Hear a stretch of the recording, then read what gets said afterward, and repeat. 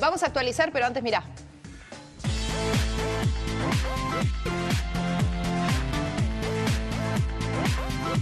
Muy bien, vamos con las redes, vamos a actualizar la información a esta hora. Antes de que salgas de casa, una información de último momento que tiene que ver con la iglesia, con el Papa Francisco. Vamos rápidamente al portal de tn.com.ar y hablamos acerca de esta renuncia de todos los obispos chilenos tras el escándalo de abusos sexuales. Eso es lo que reza este título de TN. Tras reunirse durante 3 días con el Papa en el Vaticano, fueron convocados 34 obispos chilenos del 15 al 17 de mayo para reunirse justamente con el Papa después, ustedes ya saben, de los graves errores y omisiones de la gestión en los casos de abuso. Finalmente, todos los obispos chilenos presentaron su renuncia ante el Papa Francisco por los casos de abusos sexuales en la iglesia de ese país. Esa es información de último momento. Recordemos que el caso más conocido es el de Juan Barros, que presenta su renuncia, y tras el caso de Juan Barros, que había estado presente, recuerdan ustedes, en un acto en el que estuvo el Papa Francisco y lo habían dejado estar ahí, y esto trajo mucha polémica. Inclusive Francisco, después, al ser consultado, se había visto complicado cuando había dicho: está por verse, tienen que mostrarme pruebas de todo esto. Cuando me muestren pruebas de que está involucrado en estas situaciones de abuso, entonces ahí voy a creer. Después pidió disculpas y este es el resultado. Juan Barros da un paso al costado y renuncian todos los obispos. Las renuncias tienen que ser aceptadas por el Papa Francisco, ¿no, Pablo? Claro, se podría titular "Estalló la iglesia chilena", que realmente nos sorprende porque acá ha habido, esto viene después de un hecho histórico, que es la comprobación de la infalibilidad del Papa. Sí. El Papa se equivocó y dijo: me equivoqué, metí la pata, dijo el Papa. Nada menos que con el tema de las violaciones, de los abusos de parte de obispos. Él protegió a un obispo que resultó ser cómplice de los abusos. Entonces, esto produjo, cuando hace el mea culpa y lleva a Roma a las víctimas, él lleva a Roma a las víctimas y les pide disculpas en la cara. O sea, la infalibilidad papal, digamos, eso de que el Papa, desde el fondo de la historia, siempre tiene razón, aquí no funcionó. Y entonces, bueno, la consecuencia ahora es que vuela por los aires toda la iglesia chilena. Ponen su carta de renuncia en manos del Papa Francisco. Tommy, no sé si hay algo más de información, porque esto deviene de los 3 días, como vos decías, de estar reunidos con el Papa. La presentación pública de la carta es esta.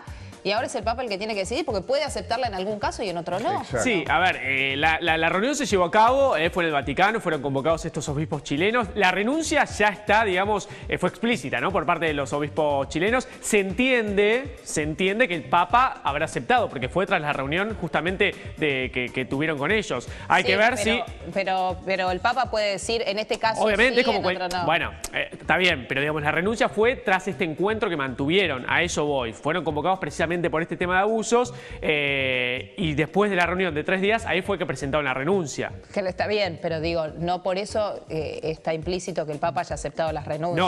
No, lo que está implícito es la renuncia. Eso está implícito. Pero digo, puede ser que el Papa diga: no, bueno, no sé, cada uno tendrá su historia. Es un gesto y tal vez un gesto se aprobó por el Vaticano. Un gesto acordado tal vez con el propio Papa Francisco, ¿no? Es posible. Que la presenten y después ver. Saltar todo este escándalo.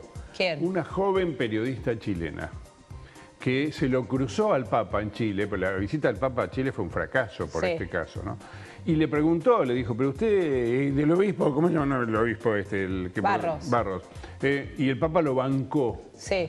Si él no hubiera hecho esa declaración pública... Esta que mencionaba al principio, decir, hasta que no me traigan pruebas, exactamente. Es todo muy confuso. Ahí es cuando hace esa declaración y mete la pata hasta el caracú. Bueno, por eso después tiene que salir a pedir disculpas y se reúne con las víctimas. Si él no se hubiera topado con esa periodista chilena, no habría sido tan explícito. El problema es que fue muy explícito su apoyo, que no es habitual, porque tampoco tendría por qué hablar de esos temas. Pero viste cómo es Bergoglio, lo agarraron con la guardia baja en un tema en el que él dice que no estaba informado.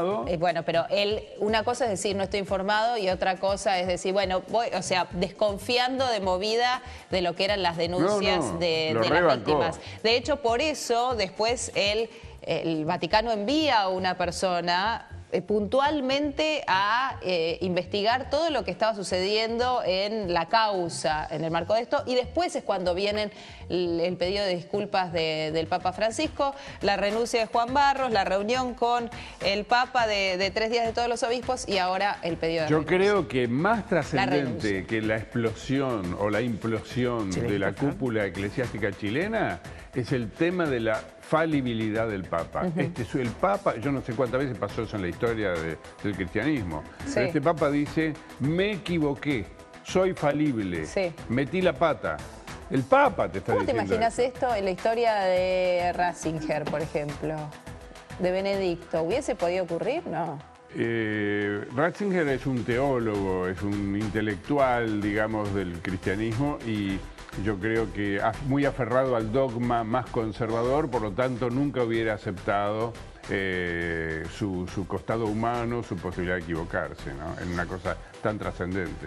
Bien, muy bien. Volvemos al presidente de la Nación, Mauricio Macri, que ayer decíamos le pidió dar ejemplo a todos los representantes de distintos sectores, también a los que tienen algún tipo de jubilación de privilegio, a los gobernadores, y después, más tarde, habló con el presidente de los Estados Unidos a través de la red social del Pajarito, a través de Twitter. Trump fue el primero en dedicarle palabras positivas al gobierno de Mauricio Macri y luego Macri respondió agradeciéndole al amigo. Es un tema en el cual los presidentes argentinos suelen versear. Cuando hablan con presidentes de Estados Unidos siempre se agrandan y dicen, no, me dijo que yo soy fenómeno, me palmeó la espalda. Y esta vez resultó ser cierto y lo supimos por las redes sociales, porque Trump después lo dice públicamente, lo trata de amigo, lo felicita, le dice que las reformas que está haciendo están fenómenas. Claro, es un arma de doble filo en la Argentina esa, que es el país más antinorteamericano de la región. Culturalmente, acá somos muy anti-yanquis, digamos, ¿no? Por influencia del peronismo probablemente, que siempre levantó banderas antiimperialistas. Él ahí está hablando, ahí está el tweet de Donald Trump, habla de una brillante conversación. Recuerden que el otro día hablaron durante 10 minutos con el presidente de los Estados Unidos, con mi amigo el presidente Mauricio Macri, el presidente de la Argentina esta semana. Él está haciendo mucho por la Argentina y tengo una visión de que está transformando el país para una economía en potencia. Estas son las palabras de Donald Trump en su tweet, y que después esto deviene en el agradecimiento del presidente Mauricio Macri, que también le devuelve ese gesto de amigo. Obviamente escrito, por suerte no lo hizo como el Papa Francisco en su momento cuando pasó por territorio argentino y habló en inglés. Macri lo escribe en castellano. Sí, igual las palmadas acá tienen distinto valor, ¿no? La palmada de Macri a Trump no creo que influya en el futuro de Estados Unidos. En cambio, la de Trump a Macri tiene mucha relevancia en este momento porque Estados Unidos es el principal socio del Fondo Monetario Internacional. Tiene el 16%, paga una cuota que es del 16% del total de lo recaudado por todos los países, lo cual le da mucho más derecho a opinar. Entonces, la opinión de Estados Unidos respecto del crédito stand-by que la Argentina le pidió al fondo es determinante. Y tenés acá un respaldo enorme, con lo cual la reunión que va a haber hoy, ahora, a la mañana, en el Fondo Monetario Internacional, para tratar de manera informal el crédito a la Argentina, tiene el respaldo muy explícito de Estados Unidos. Bueno, además hay que tener en cuenta que las principales potencias de Europa también están apoyando a la Argentina y son parte del directorio del Fondo Monetario Internacional, con lo cual esta es una muy buena señal para nuestro país respecto al dinero que va a conseguir y a las condiciones que el Fondo Monetario va a pedir para la Argentina por haber prestado ese dinero. Sí, hay que tener cuidado con tirar mucha manteca al techo. Esto es bueno para la primera etapa, que es para que nos concedan el crédito. Pero después, respecto de las condiciones y del monto, es otra película. Bueno, habrá que verse, esperemos. Mientras tanto, escuchemos ahora al presidente de la Nación, Mauricio Macri. Esta semana habló, yo ayer creo que conté la cuarta en 10 días, la quinta será esta, mirá. Entender que emprendimos un camino de una transformación profunda. Y eso nunca es fácil.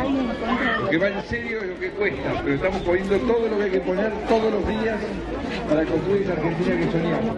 Como ustedes acá de Miramar, que tiene este lugar maravilloso y que lo quieren compartir con todos los argentinos y con todos aquellos que nos quieren visitar.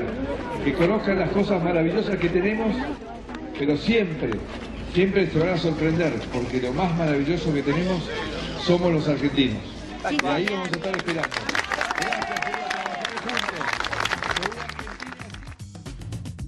Bueno, ahí estaba el presidente de la Nación, Mauricio Macri, una vez más en estos días de turbulencia, como le gusta llamar al gobierno nacional. A ver, mientras ayer Nicolás Dujovne, que había dicho que la inflación iba a ser más alta, ¿no?, en esta especie de autocrítica. Y ayer el presidente del Banco Central volvió a decir que la inflación tendía a la baja. Ayer no, antes de ayer, tendía a la baja. Con lo cual ahí ese ruido del que habló Macri hace pocos días se ve evidenciado totalmente.